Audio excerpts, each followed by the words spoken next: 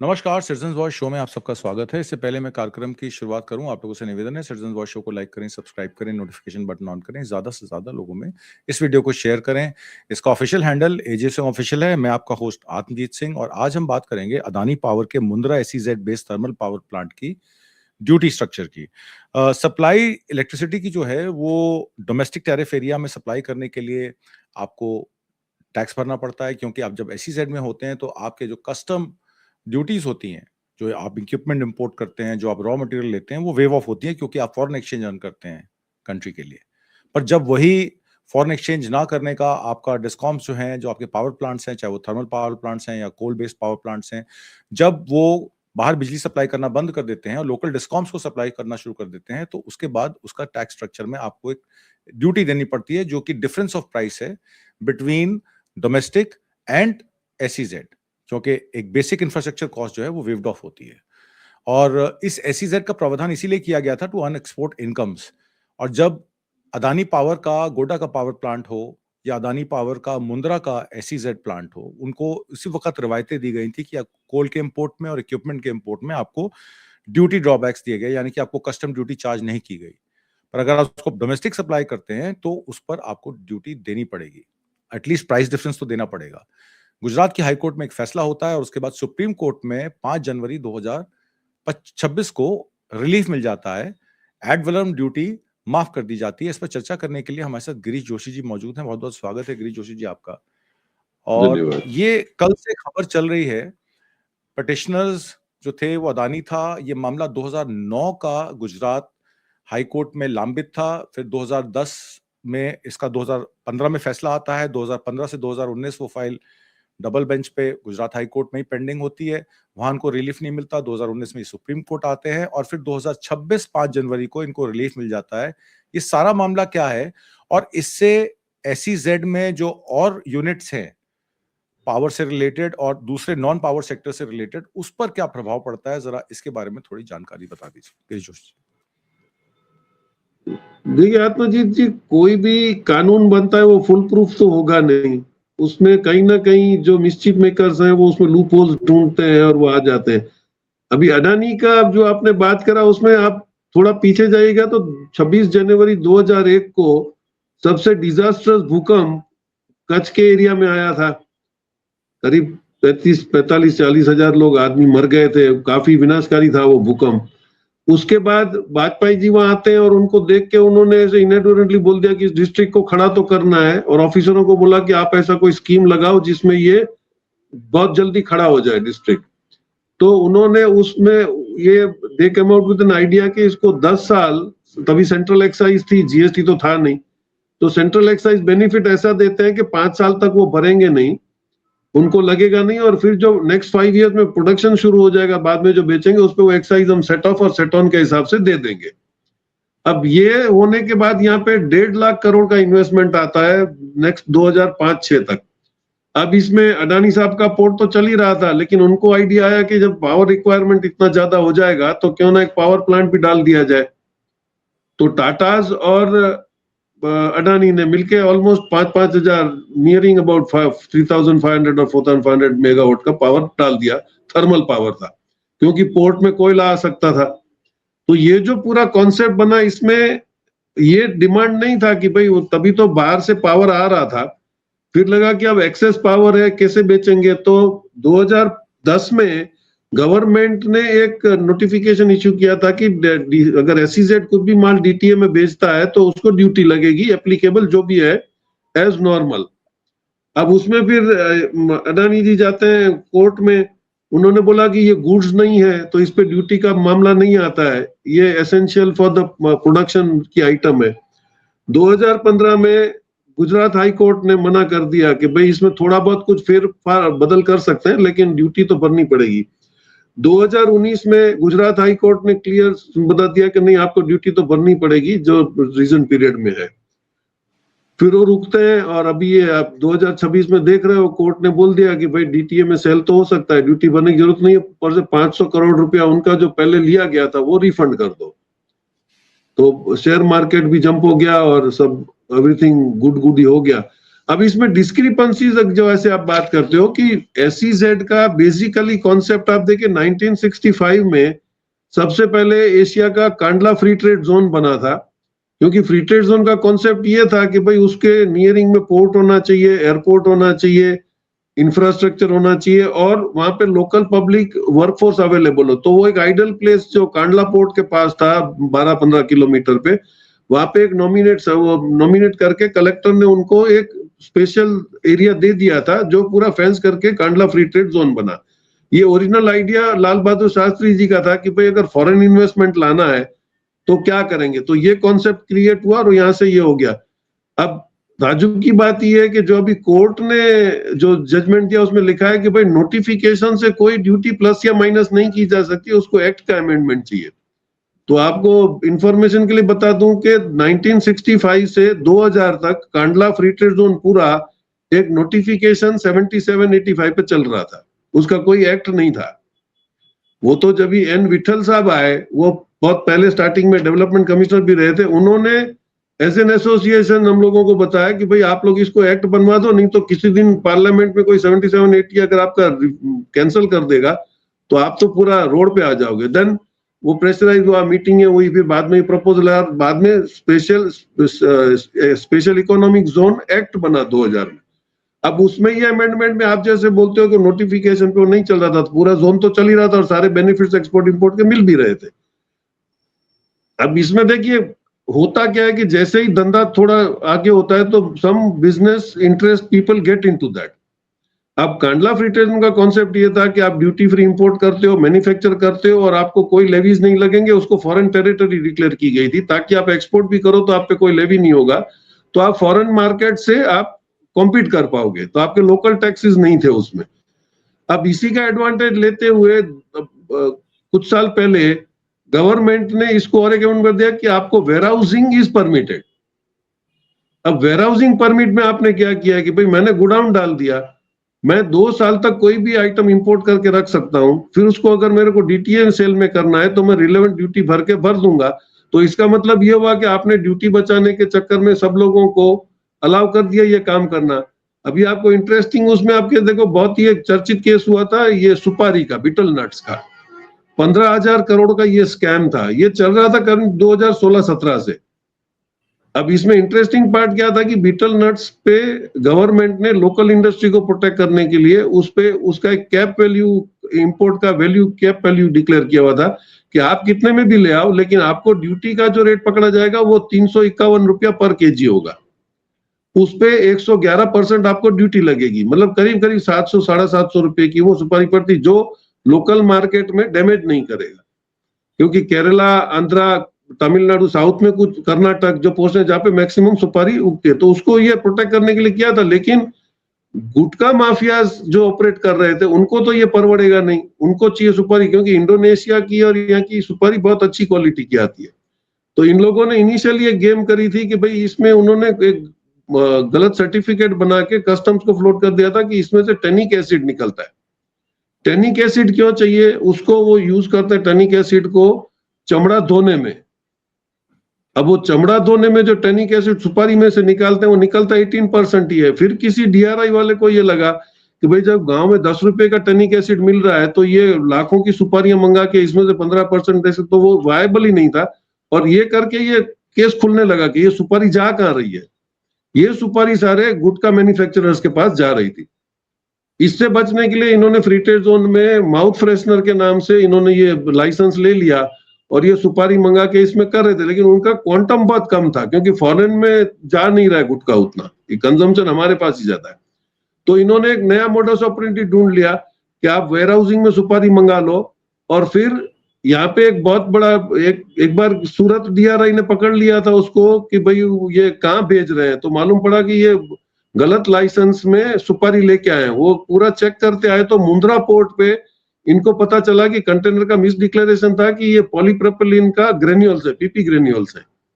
तो प्लास्टिक के डिक्लेरेशन में ये लोग लेके आए और वो पकड़ा गया। उसके बाद पूरी रिंग पकड़ने लगी, तो जो कांडला फ्री ट्रेड जोन में जो ये मुंद्रा उतर के माल आता था उसकी पूरी इंक्वायरी शुरू हुई। बाद में वहां पे लोकल ऑफिसर्स ने ट्रैक करना शुरू करा।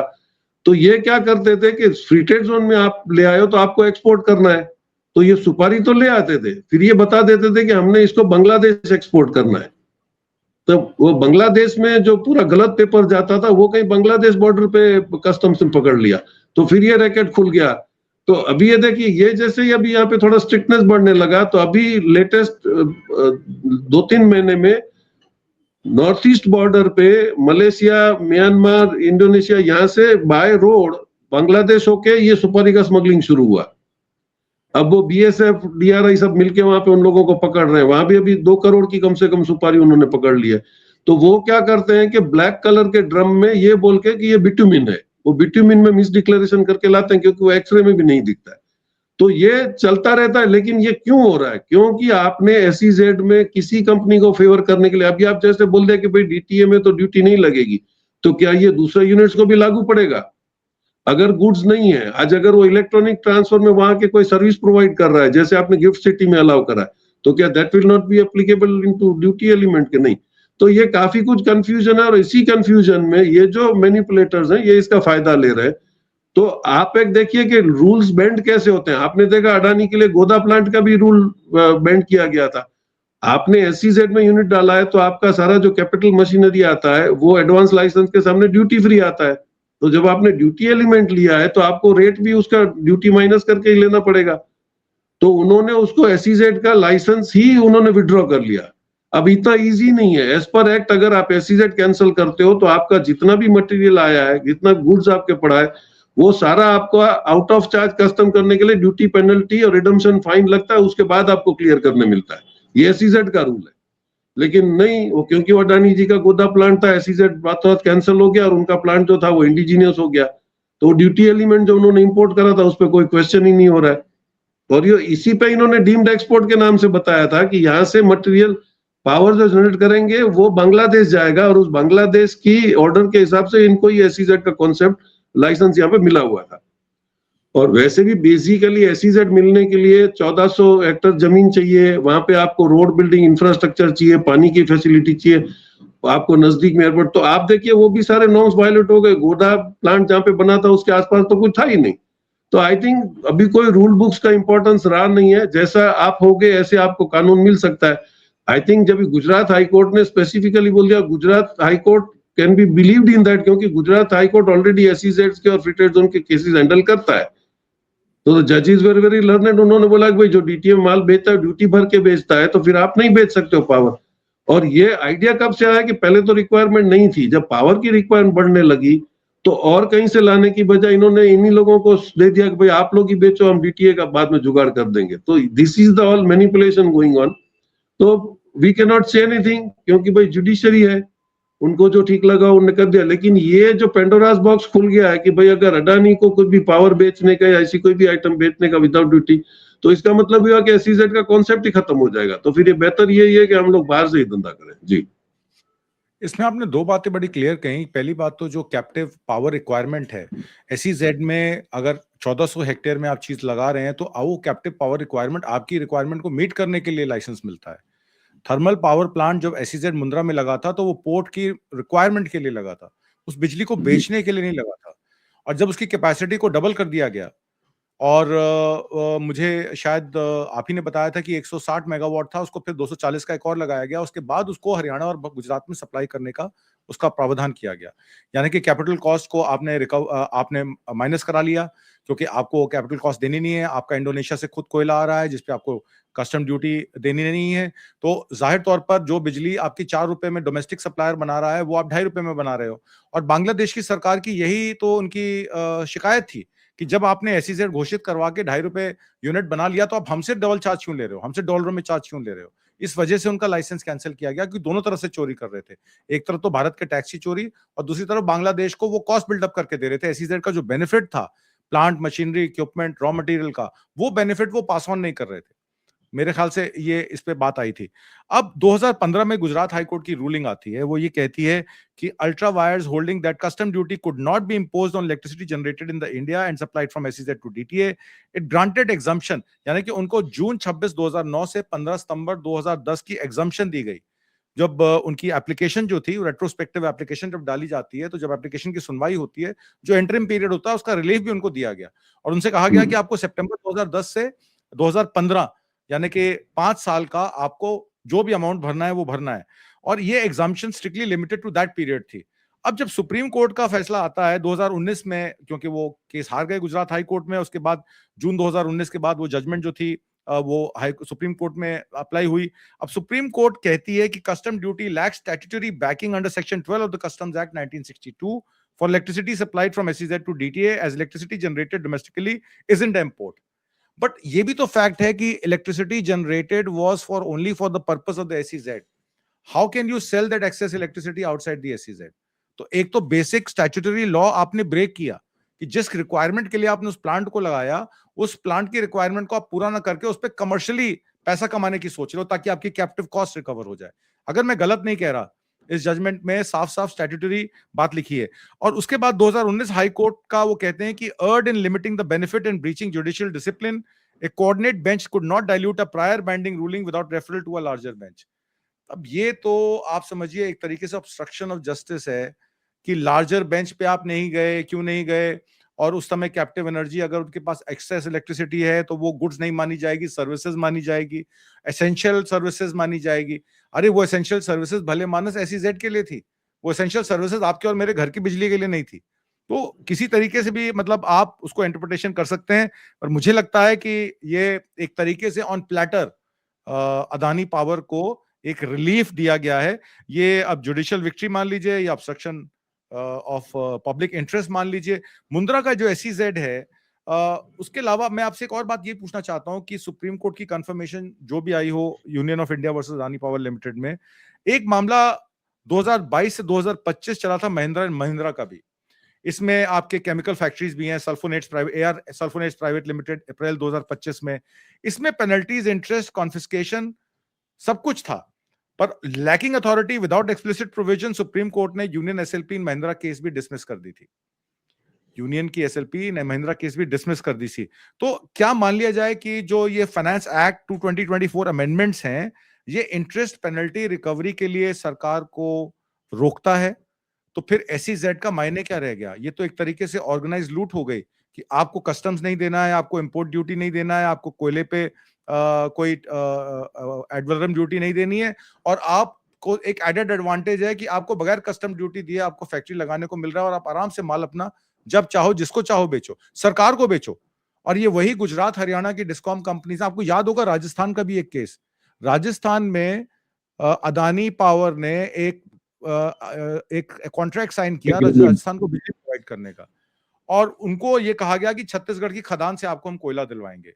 वो छत्तीसगढ़ की जो खदान थी वो ऑपरेशनल नहीं हो पाई, उसका फाइन अदानी पावर ने लगा दिया राजस्थान सरकार को, और कई 100 करोड़ रुपया राजस्थान सरकार को कफ अप करना पड़ा। तो मतलब मीठा मीठा गप गप, कड़वा कड़वा थू थू।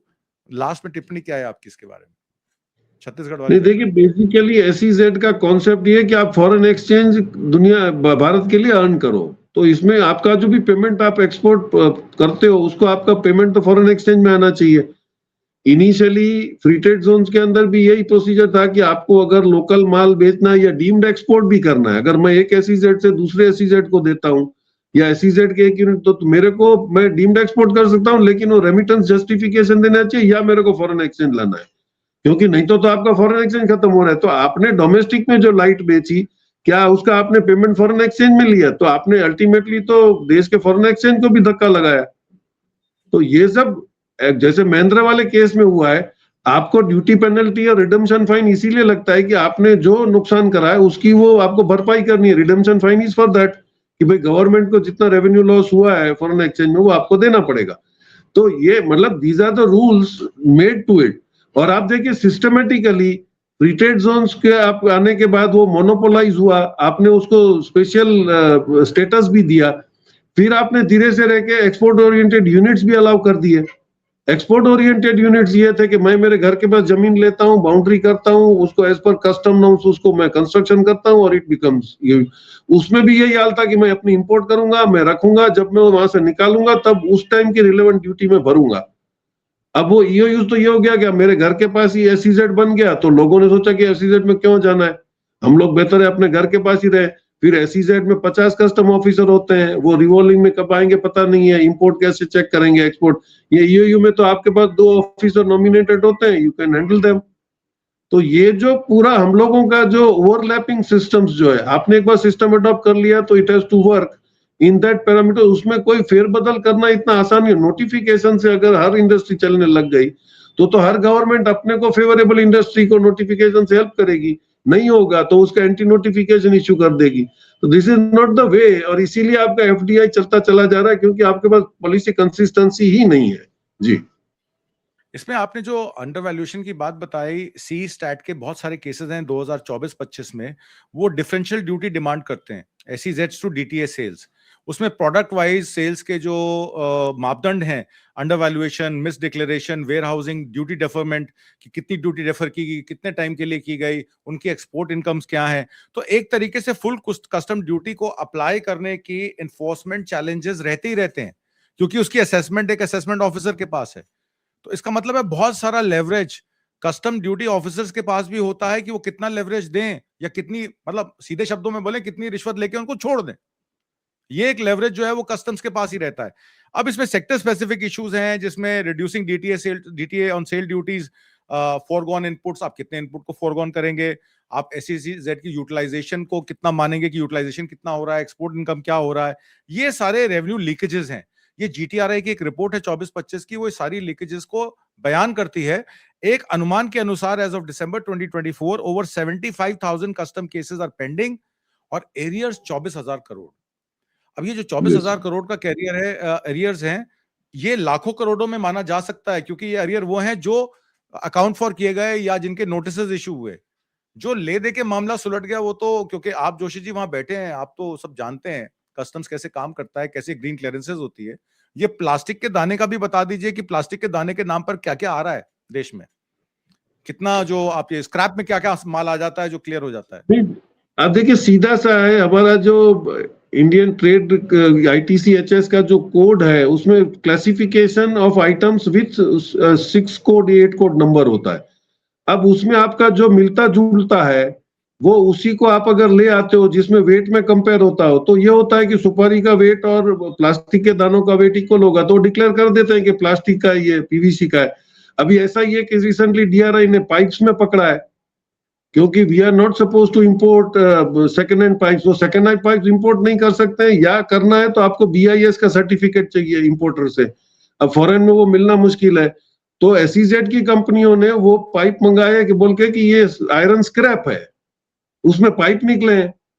अब पाइप निकले में कोई बहुत ही होशियार ऑफिसर था, उसने वो क्लासिफिकेशन पकड़ लिया, बोले ये तो स्टेनलेस स्टील का है, और उसने माल रोक लिया। उसके बाद डीआरआई में बहुत बड़ा हल्ला गुल्ला हो गया, दैट मटेरियल वाज कॉन्फिस्केटेड।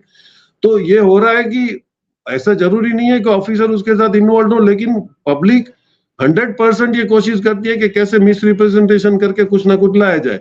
और उस एक ऑफिसर से, रिटायर्ड ऑफिसर में बात कर रहा था, बोले this is the difference between a private port and a government port.